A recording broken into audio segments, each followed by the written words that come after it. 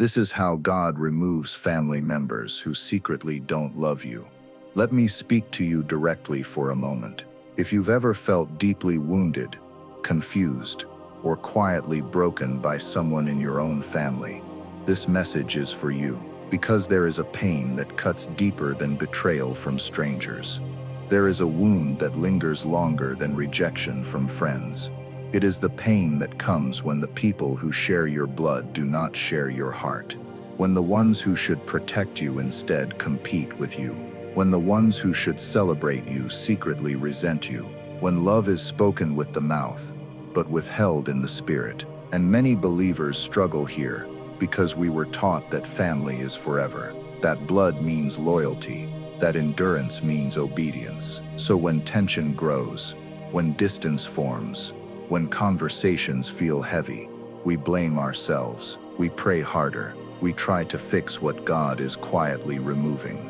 But hear me carefully, God does not remove people randomly, and He does not break family bonds lightly. When God begins to distance certain family members from your life, it is not because you failed, it is because He sees something you cannot. He sees motives behind smiles.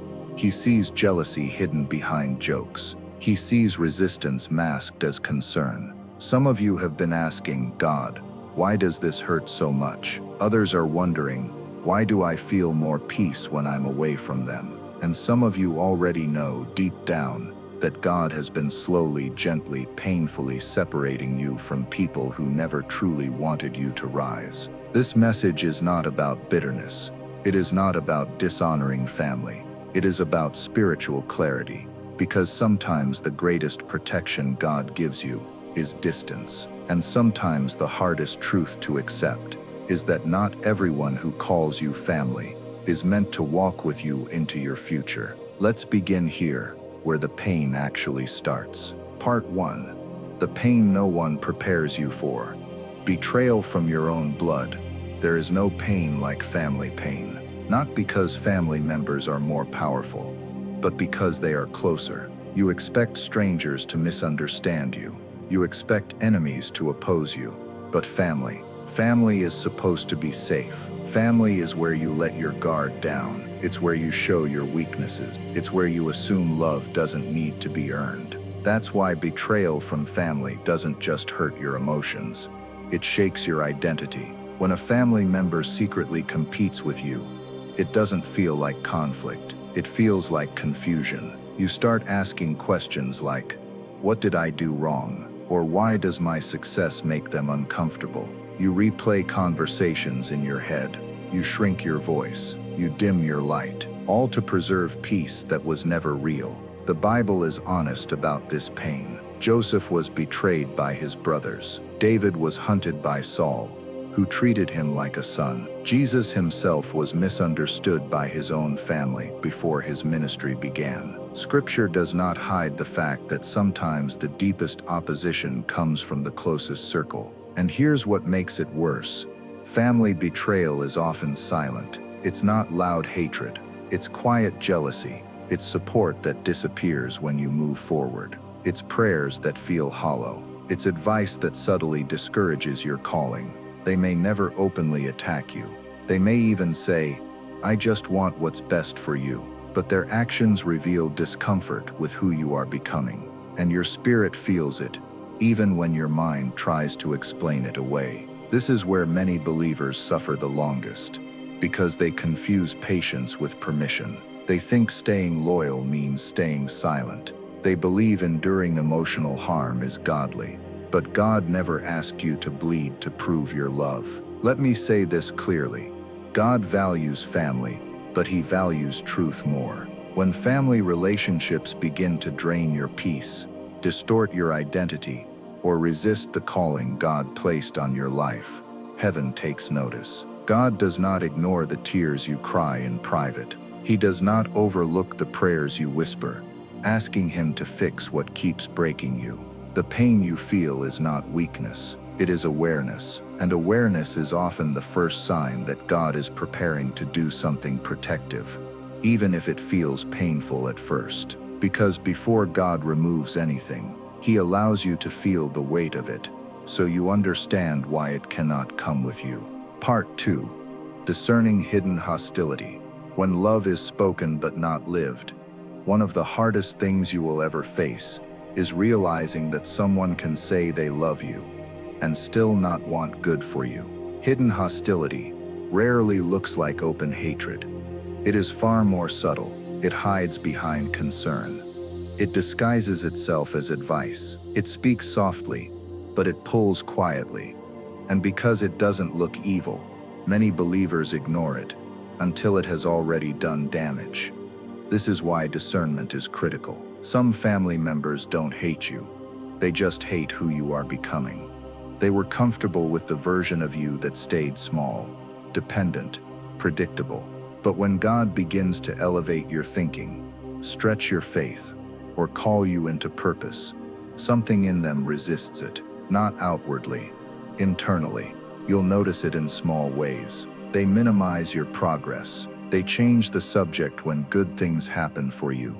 They offer realistic advice that subtly kills your faith. They remind you of your past whenever you step into your future.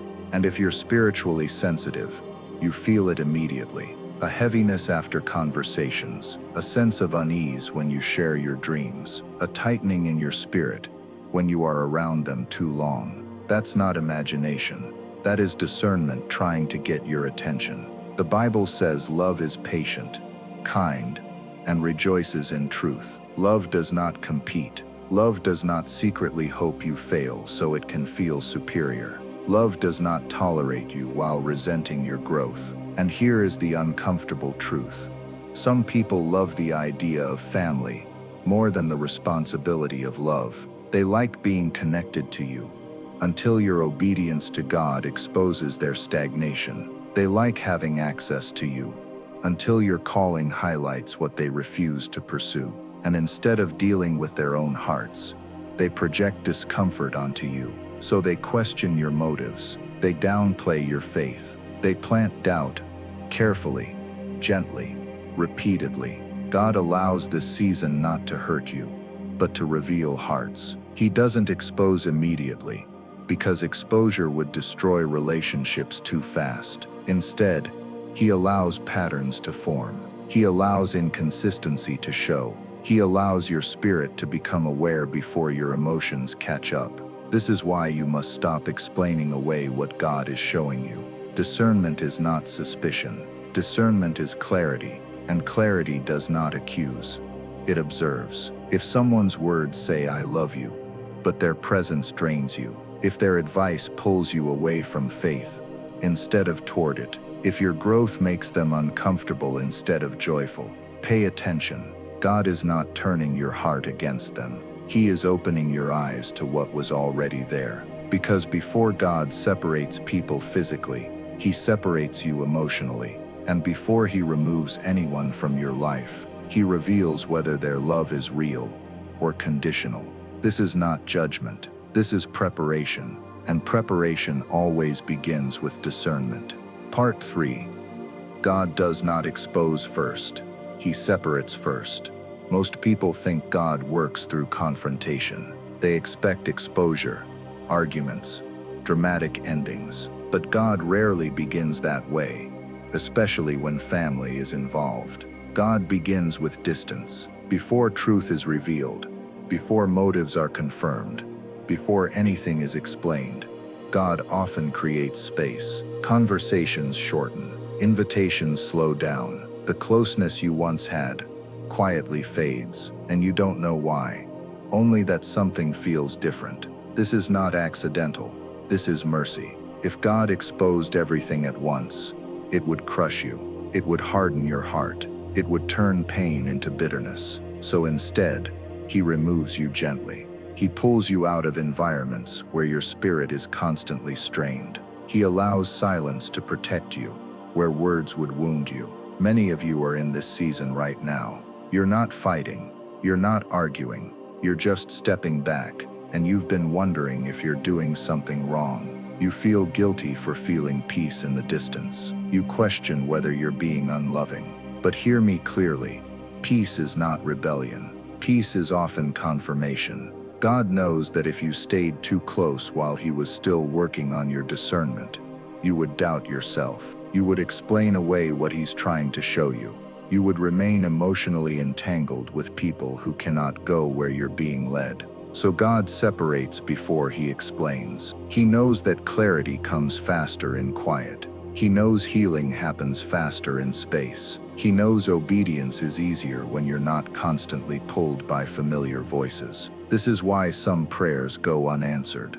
Not because God ignored them, but because distance was the answer. You prayed, "God, fix this relationship." He answered by loosening it. You prayed, "God, give me peace." He answered by removing constant access. You prayed, "God, protect my heart." He answered by changing proximity. And at first, it hurts, because separation feels like loss. But later you realize something important. You can breathe again. You think more clearly. You pray without confusion. Your spirit feels lighter. That's when you understand God was protecting you before you understood why you needed protection. God never separates to punish. He separates to preserve. He removes influence before it becomes damage. He creates space before wounds deepen. He pulls you back before your identity is shaped by resistance instead of purpose. And eventually, when you're strong enough, clear enough, healed enough, he may reveal the truth behind the distance, or he may not. But by then you won't need explanations, because peace will have already answered the question. This is how God works with family, not suddenly, not harshly, but wisely. He separates first, so you don't break later. Part 4. Why God removes them. Protection, not punishment. This is where many people misunderstand God's heart. They assume that if God allows separation, someone must be wrong. Someone must be punished. Someone must be judged. But God's removals are rarely about punishment, and almost always about protection. God is not reacting emotionally. He is responding strategically.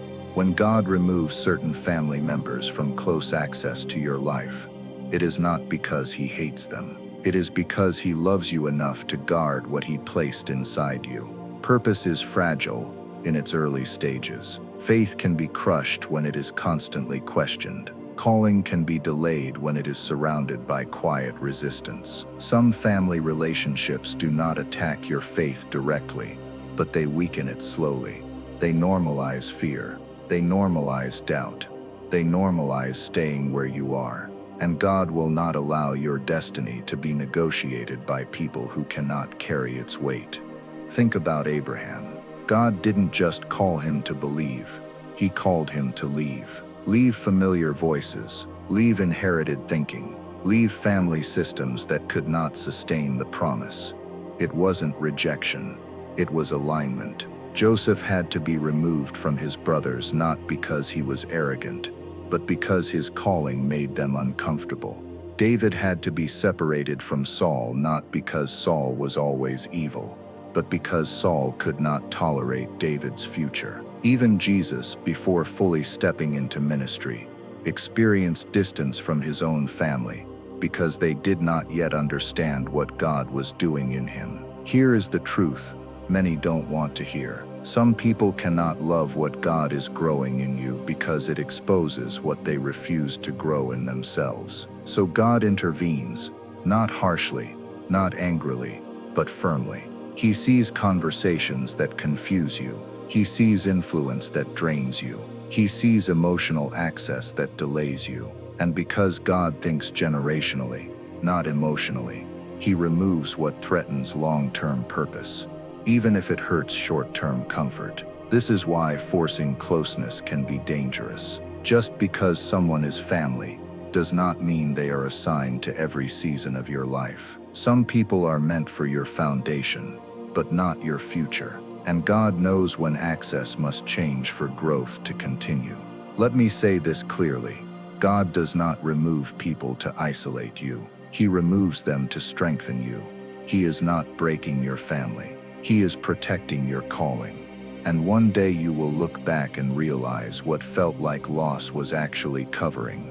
What felt like rejection was actually redirection, and what felt like abandonment was divine protection in disguise. Because God will never allow emotional loyalty to destroy spiritual destiny. Never. Part 5. The silent test. Can you let God choose who stays? This is the part no one talks about. But heaven watches closely. When God begins to create distance, He doesn't immediately remove people completely. Instead, He pauses. He waits.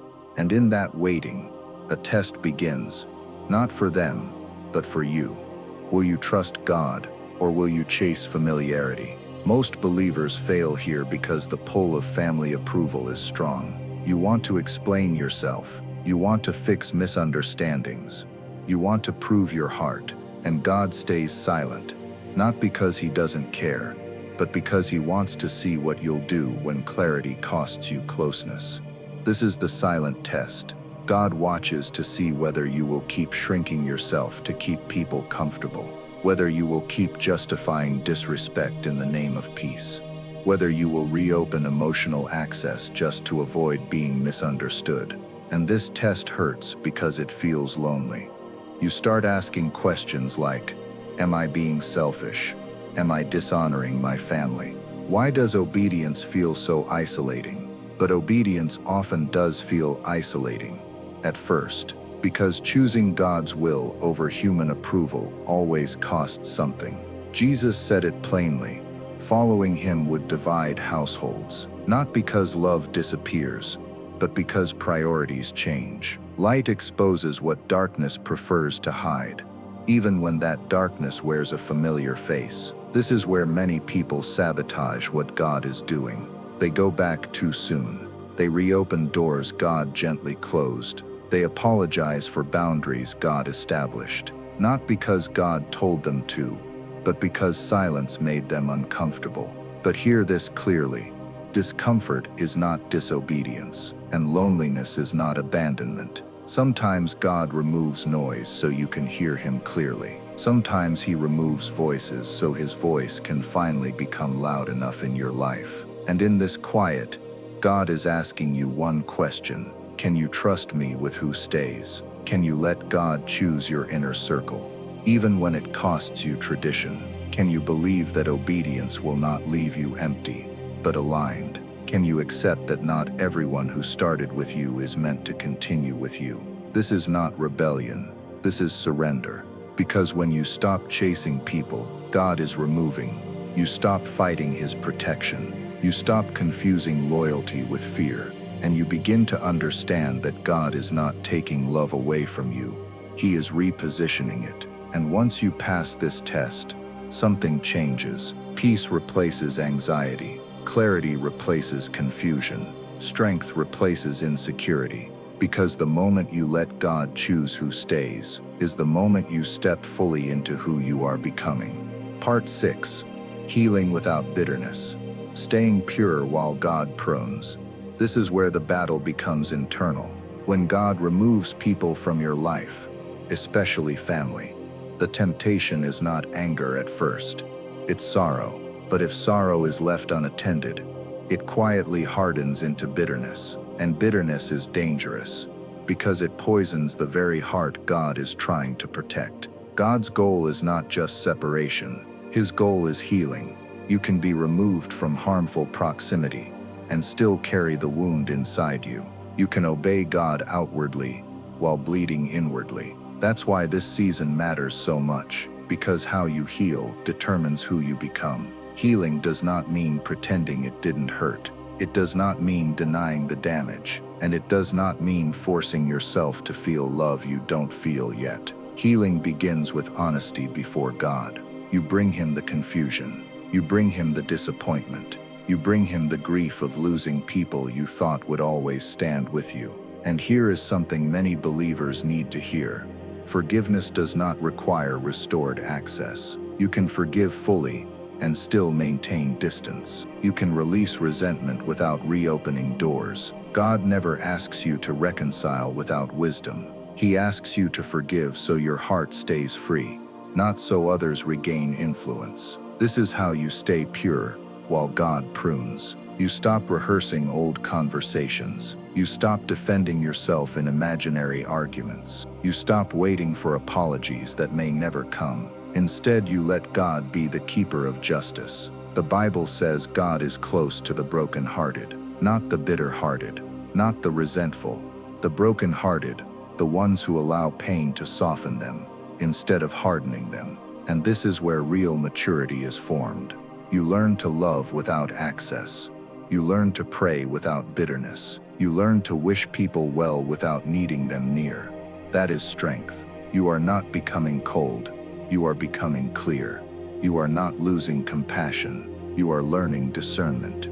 God is teaching you how to walk forward without dragging yesterday's wounds into tomorrow's assignments. He is teaching you how to trust again, slowly, wisely, without fear. Because if bitterness takes root, it will affect future relationships that had nothing to do with the original pain. And God refuses to let yesterday's harm sabotage tomorrow's blessing. So He heals you gently, quietly, deeply, and one day, you will realize you no longer replay what happened. You no longer feel the sting. You no longer need answers. You have peace. And peace is the proof that healing is complete. Part 7. What God replaces after He removes. God never removes without intention, and He never leaves a vacuum. If God has been distancing people from your life, it is not because He wants you alone. It is because He is preparing alignment. God is not subtracting love from you. He is redirecting it. This is where many people are surprised. They expect loss to remain loss. They assume separation means emptiness. But God works differently.